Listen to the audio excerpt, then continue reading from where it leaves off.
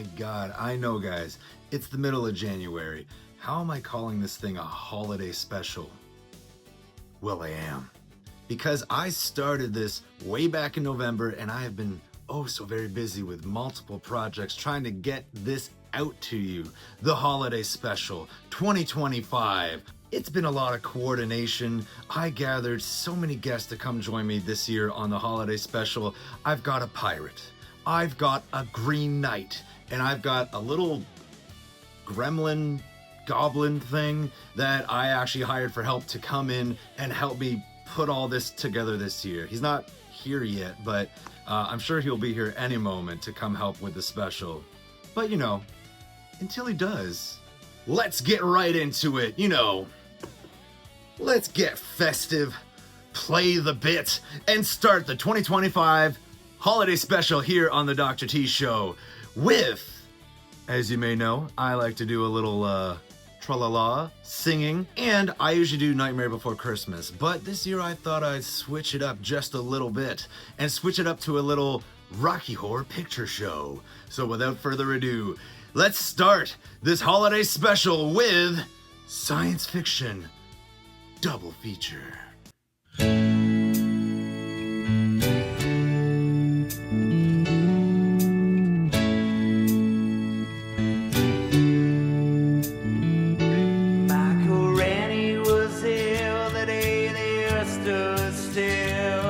But he told us where we stand, and Flash Gordon was there in silver underwear.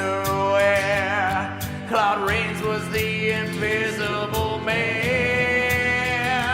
Then something went wrong for Fairy and King Kong. They got caught in a cellular jail. Then at a deadly pace it came from outer space, and this is how the message reads. Science fiction double feature. Dr. Ed will build a creature.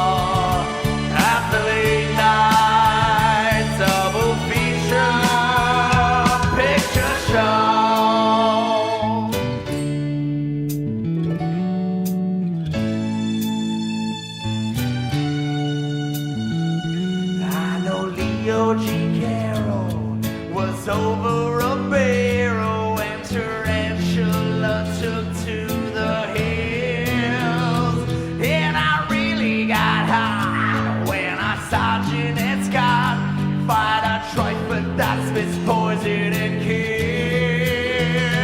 St.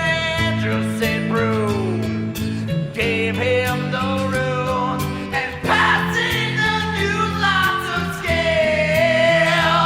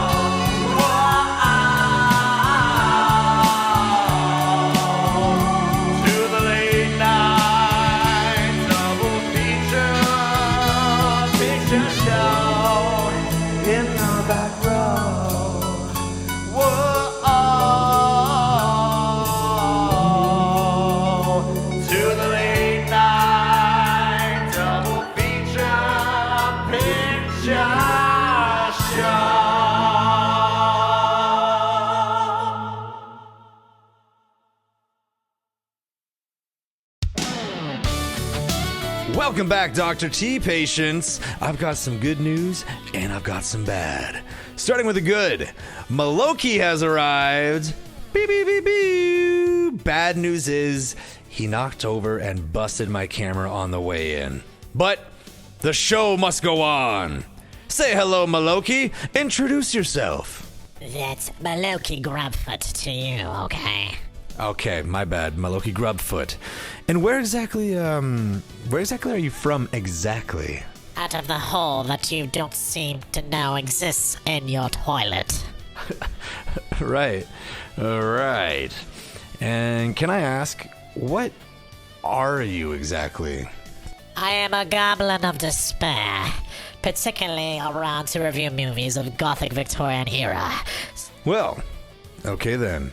And with that, we're going to move right along with the special. Yar, teammates! Let there be shock, awe, and dismay in the revelation that I have never seen a previous Predator movie or movies, except for Prey. And I'm told that this natty dreaded crab-faced monster varies very much from its predecessors.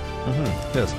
Told by the almighty, plunkering, high-tided scallywag scavenger of the seven seas, pirate Calico Kat, who will be joining me in my review for Predator Badlands. Yar, how ya be, matey? Okay, well, first off, love this, love to be a friend of the show. Absolutely enjoying this. I went and fought a bird earlier. I'm gonna say it was a draw. But what counts is I am so happy to be here right here now with you, as opposed to just, like fighting my brother with a small sword or a cutlass. Well, I'm happy you're here too, Calico Kat. Or do you prefer Calico, or do you prefer Cat, or do you just prefer Calico Kat? Well, it's sort of like, imagine dissecting a body, right? I can do that. Okay, I will talk about that after. Fantastic. But Calico and Cat go together the way that, say, the lungs and the esophagus do. Right. Well, I'm not that kind of doctor, but I am the kind to diagnose movies. You had something to say? Oh, no, I was just like, well, you're not that kind of doctor, because actually I had something I really needed you to look at after this is done. Because I was told recently that you can die of gangrene. I'll do my best. Okay, that's all we can ask for. And it seems like director Dan Trachtenberg did his best, and making this technically the 7th installment in the Predator franchise. It stars Ellie Fanning and... okay, now... Demetrius Schuster Koala Mantanagi, and it follows Deck, a young, excited Yautaga, who crash lands on a hostile planet and must prove himself worthy of the hunt by killing an apex predator, leading him to form an alliance with Thea, a Wayland Yutani Corporation android. And oh boy, does it have Disney written all over it. Alright, so I don't know how to read. However, I do understand how to look at things and how to feel things. That's just called being a person, I suppose. Now, you've never seen a Predator movie before this? I saw clippets of Alien vs. Predator. Okay. Now look, on me pirate ship, the Grunkle's Flotsam, between sailing a lot, I do enjoy watching movies. One of my favorite series to watch has been Predator. In fact, me and me brother grew up watching quite a bit of Predator. And Predator is an existential horror. So, the whole point is that you have something that seems unkillable. The whole point thereafter is for the person to understand how to kill it, because you are being hunted. There is no emotion, there are no feelings, you just know something is coming after you. That's how it goes. And let me tell you, I've faced off against a Kraken before, so. Well, I actually enjoyed that rundown of the Predator that you've done, and I actually enjoyed seeing all of his gear, weapons, and gadgets. we were even lucky enough that they wrote in a suiting up montage. And it's from the Predator's, or Deck's, point of view, too. It's his story. We haven't seen that before, have we? Some of my favorite horror movies, you don't see the monster at all. In fact, the inability to see it or even comprehend it makes it that much more frightening. And Predator started as this series where Arnold Schwarzenegger, a friend of the show, would have to figure out, the moment in the original Predator where he realizes if it bleeds, we can kill it.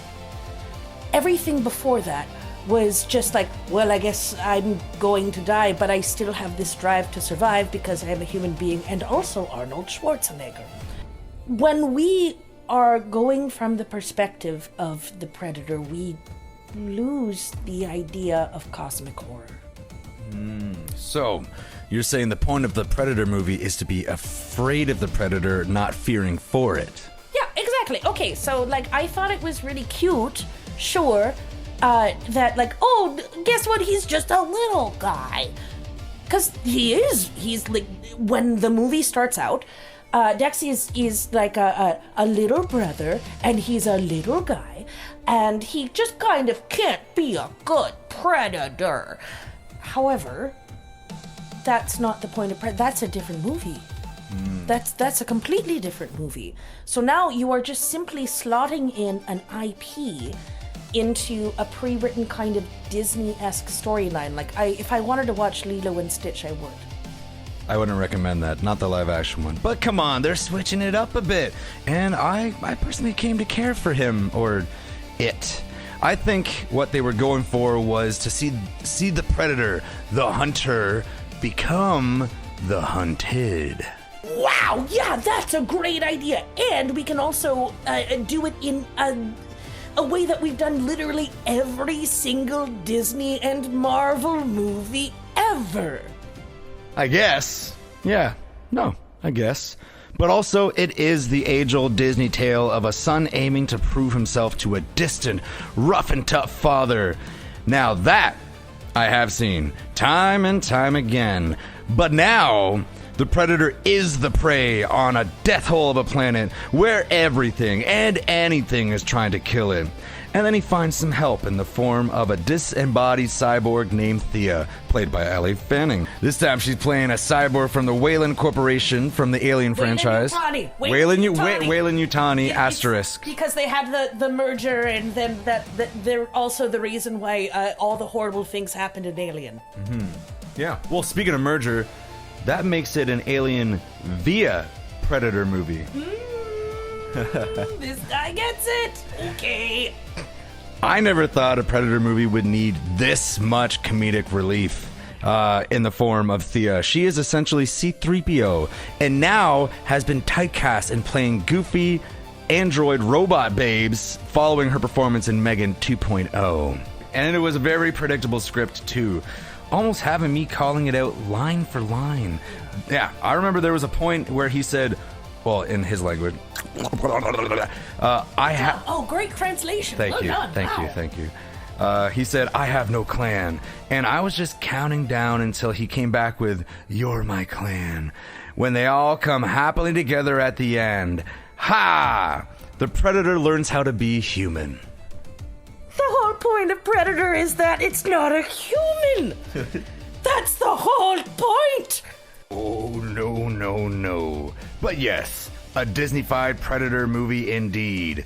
For me, not being a true Predator fan or understanding what makes a Predator movie, I enjoyed the fun of seeing a different perspective. Yet Calico Kat had her head in her hands for almost the entire 107-minute runtime. I took a rage nap. So, let me ask this. What do you think? Yes, you. Was this not the point of a Predator movie? Did you enjoy seeing the Predator as a protagonist opposed to the antagonistic monster? Let us know in the comments. It became a little too cute and cuddly for a Predator movie, though. With, as Calico Kat mentioned, with us cute CGI merchandise sidekick chocked full of Disney tropes, downward slopes, and a 5 out of 10 diagnosis from me. How about you, Calico Kat? What is your rating? What is your final thoughts? Okay, well, negative 15, obviously, but also, I think they missed out on such a good opportunity to have the Predator face an eldritch horror itself. So if we really wanted to go from the perspective of the Predator, if we wanted to see like what more their culture was like, let's see them go up against something they don't understand. But also, I'm just gonna say, like, for me, it needed a little more like spine ripping and less tea sipping. Okay? Like, may I repeat myself, matey? This is not a Predator movie. Maybe, maybe not. But for me, it was a fun for what it was worth, entertaining movie. But I could see how it would upset diehard Predator fans like Calico Kat here. Who was such a pleasure to review this with. Oh, thank you. Yes. Drop a like on this video if you want more Calico Kat on the show.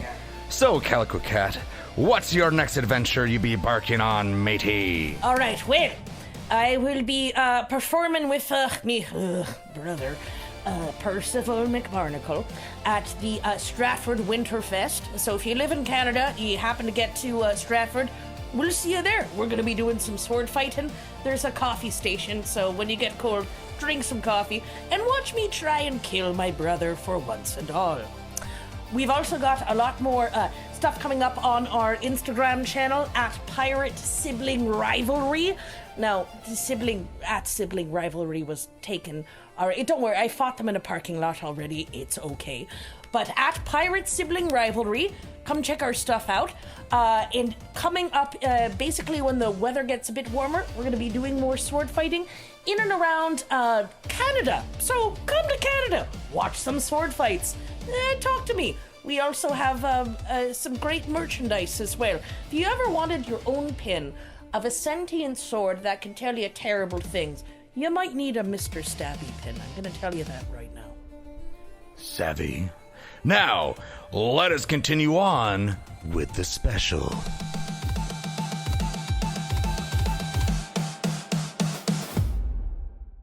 Maloki, do you celebrate any festivities like Christmas? Boy, Christmas, of course, is my favorite time of the year.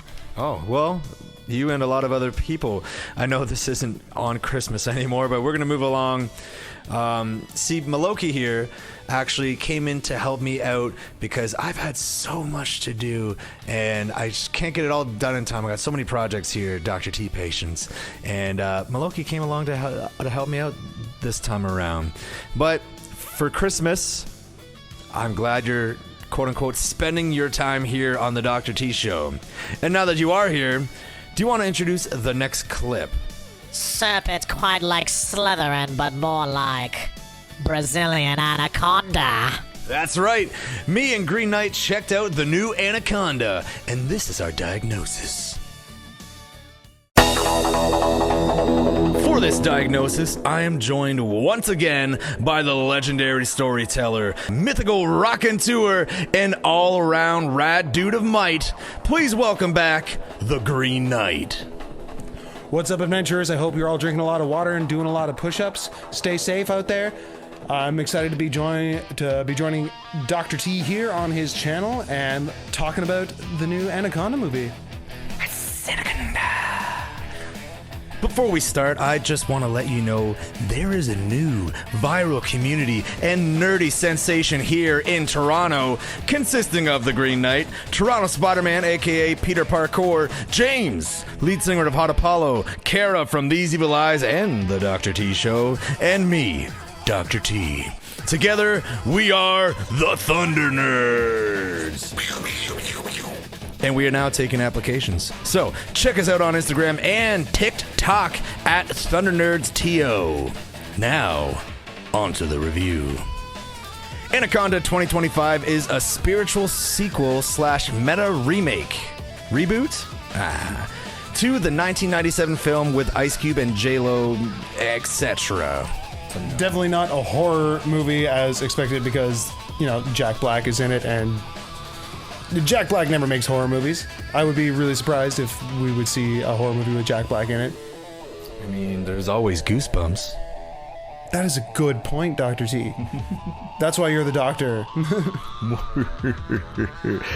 But that 1997 film sees a documentary film crew in the Amazon rainforest that is led by a snake hunter hunting down a legendary green anaconda.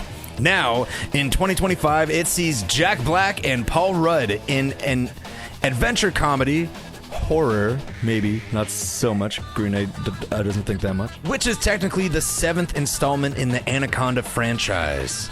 Directed by Tom Gormican, this film follows a group of childhood friends trying to remake the original 1997 film, only to be attacked by an even more giant and murderous anaconda.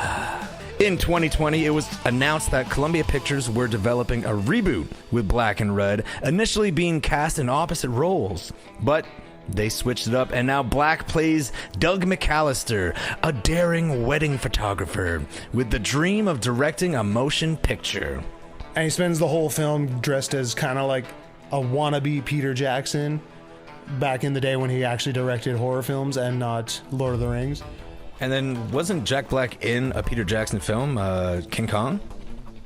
Yes, he was. Oh. That is another good point. See, that's why you're the doctor. From monkeys to lizards. Actually, snakes are technically not lizards. They are just reptiles. Moving on, Paul Rudd as Griff, a background actor that desperately wants to be the lead. In a twisty and slithery plot, Griff supposedly gains the rights for the Anaconda franchise, and they set off with a crew of their friends to the rainforest to make their filmmaking dreams come true. And slithery hijinks ensue. Speaking of hijinks, if you haven't yet seen the press tour for this movie, you need to. Search it up on TikTok right now. Or, after this review at least. Oh man, Jack Black is absolutely killing it lately and has made such a huge return to main screen cinema with Minecraft, Jumanji, Mario, and others we won't mention. Usually he just plays himself, but in Anaconda 2025, I feel like he's actually playing the character of Doug, whereas Paul Rudd was, just Paul Rudd. Other than Snakes on a Plane, Anaconda is the first movie franchise that comes to mind when I think snake movie. The meta jokes reminded me of the humor in the remake of 21 Jump Street, and it seemed familiar, not just due to the presence of Ice Cube. The meta/fourth wall breaks were delivered well and put in all the right places. Half the movie, Paul Rudd and what's her name, the main actress, spend it dressed as Alan and Ellie Statler from Jurassic Park, and that's just one of many meta commentaries and references that it makes to other better monster movies. Oh, I've seen what's her name. She's in what's that movie? Yeah, that's the one. Ah, right, yes. Anaconda 2025 is more than just a B+ movie, even if the third act conflicts somewhat felt forced, and it did get sillier as it slithered along the 99-minute runtime. And they put humor into high-tension scenes almost flawlessly. Almost flawlessly. I feel like the movie suffers a little bit from Deadpool syndrome, where it especially at the beginning tries really hard to make meta commentary, but as the plot starts to develop and actual events start to occur, then it gets a little more natural feeling and it doesn't feel quite as forced. See, I kind of felt the opposite. I thought the beginning, that's where all like the good humor, the more personal humor, and when it slithered along, I thought the humor got a little more forced with like visual gags and stuff like that. See, I felt like most of the jokes in the first act landed about as well as Kobe's helicopter. That's dark, man. That's dark. So, with that, I diagnose Anaconda 2025 with a 9 out of 10. How about you, Green Knight? What are your final thoughts? I just want to say one thing that bothered me throughout the entirety of the movie was that most large snakes will only regurgitate their food when they feel threatened, and something as big as an anaconda in an anaconda movie probably wouldn't feel threatened by something as goofy as Jack Black. So, that being said, you know what? I had fun, and I had fun being here with you tonight, Dr. T, reviewing it, and if you guys also had fun, I would like you to like and subscribe to my friend Dr. T's channel, and then also head over to green_night with a K _tails and check out my nerdy Reddit reaction videos. And I hope you guys are staying safe, drinking a lot of water, and doing a lot of push-ups. Yes. Do it. Do it now! What adventure shall you be embarking on next, Green Knight?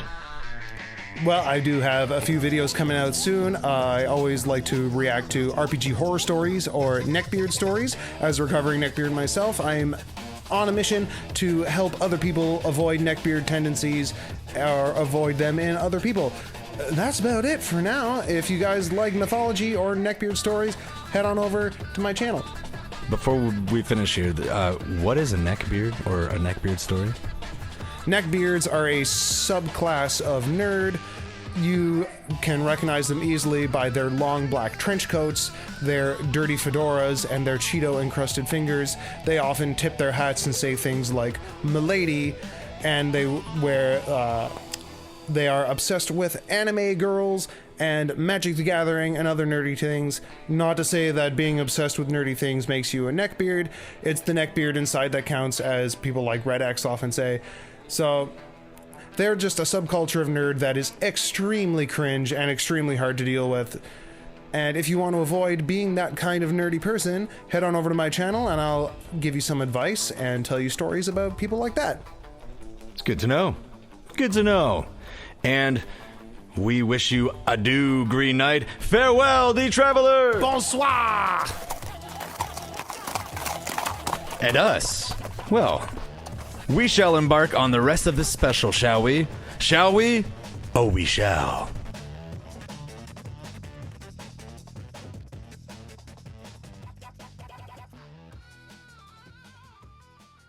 Well, that sure fills me up with glee.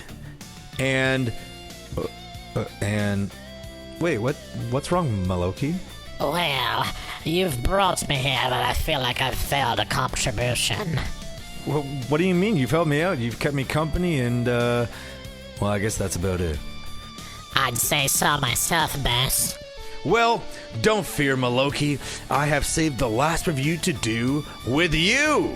Stupendous! I've been waiting for this moment this whole time. Oh, thank you. So have I, and I'm sure so have the listeners/viewers/subscribers. Since you have become my ever-loved Igor, I deem it only fitting we diagnose the newest from Guillermo del Toro, Frankenstein. More excited than you can ever believe. I will not retreat back to the hole of that toilet. Part 1. The intro. Since this special is monster themed, let us close with the biggest monster movie of the year, and maybe the most memorable monster of all time. Frankenstein, produced, written, and directed by Guillermo del Toro. Based on the classic 1818 novel by Mary Shelley, Frankenstein stars Oscar Isaac as Victor Frankenstein and Jacob Elordi, I think, as the creature, with Mia Goth and Christopher Waltz in supporting roles. One of those roles not being Igor, his well-known hunchback assistant, which had me down. But now, I have you, Maloki. What may you be insinuating, good doctor? Well, you kind of resemble and you sort of are like my Igor for this special. Oh, please do get over yourself. Part 2, The Plot.